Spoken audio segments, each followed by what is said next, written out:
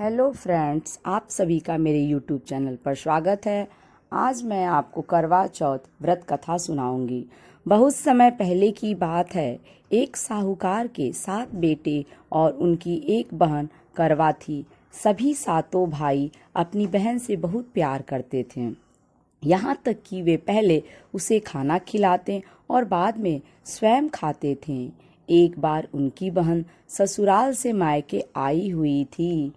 शाम को भाई जब अपना व्यापार व्यवसाय बंद कर घर आए तो देखा उनकी बहन बहुत व्याकुल थी। सभी भाई खाना खाने बैठे और अपनी बहन से भी खाने का आग्रह करने लगे, लेकिन बहन ने बताया कि उसका आज करवा चौथ का निर्जल व्रत है और वह खाना सिर्फ चंद्रमा को देखकर उसे अर्घ्य देकर ही खा सकती है। चूँकि चंद्रमा अभी तक नहीं निकला है, इसलिए वह भूख प्यास से व्याकुल हो उठी है। सबसे छोटे भाई को अपनी बहन की हालत देखी नहीं जाती और वह दूर पीपल के पेड़ पर एक दीपक जलाकर चलनी की ओट में रख देता है। दूर से देखने पर वह ऐसा प्रतीत होता है कि जैसे चतुर्थी का चांद उदित हो रहा हो। इसके बाद भाई अपनी बहन को बताता है कि चांद निकल आया है, तुम उसे अर्घ्य देने के बाद भोजन कर सकती हो। बहन खुशी के मारे सीढ़ियों पर चढ़कर चांद को देखती है, उसे अर्घ्य देकर खाना खाने बैठ जाती है।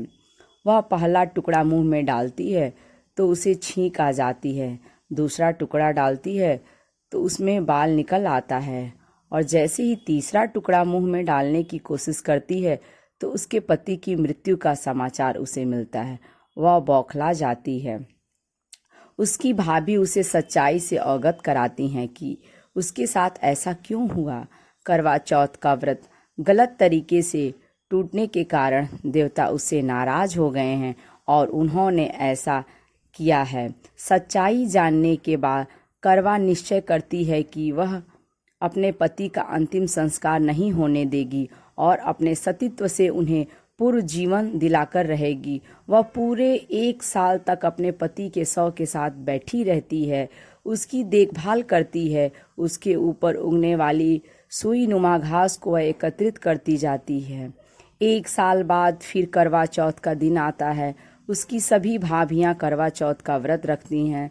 जब भाभियां उससे आशीर्वाद लेने आती हैं तो वह प्रत्येक भाभी से यम सुई ले लो, पिय सुई ले लो, मुझे भी अपनी जैसी सुहागिन बना दो, ऐसा आग्रह करती हैं। लेकिन हर बार भाभी उसे अगली भाभी से आग्रह करने का कह चली जाती है। इस प्रकार जब 6ठे नंबर की भाभी आती है तो करवा उससे भी यही बात दोहराती है।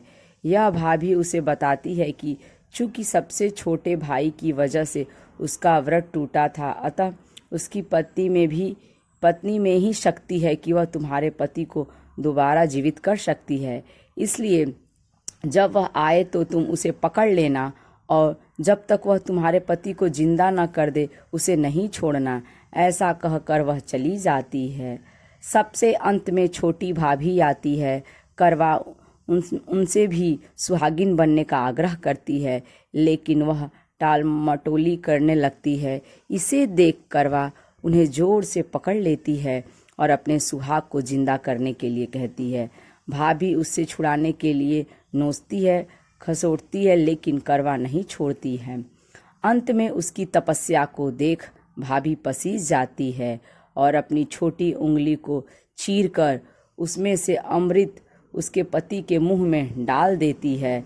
करवा का पति तुरंत श्री गणेश कहता हुआ उठ बैठता है। इस प्रकार प्रभु कृपा से उसकी छोटी भाभी के माध्यम से करवा को अपना सुहाग वापस मिल जाता है। हे श्री गणेश माँ गौरी, जिस प्रकार करवा को चीर सुहागन का वरदान आपसे मिला है, वैसा ही सब सुहागिनों को मिले। यदि ये वीडियो आपको अच्छी लगे तो लाइक करें और यदि मेरे चैनल पर नए हैं तो इसे सब्सक्राइब करें।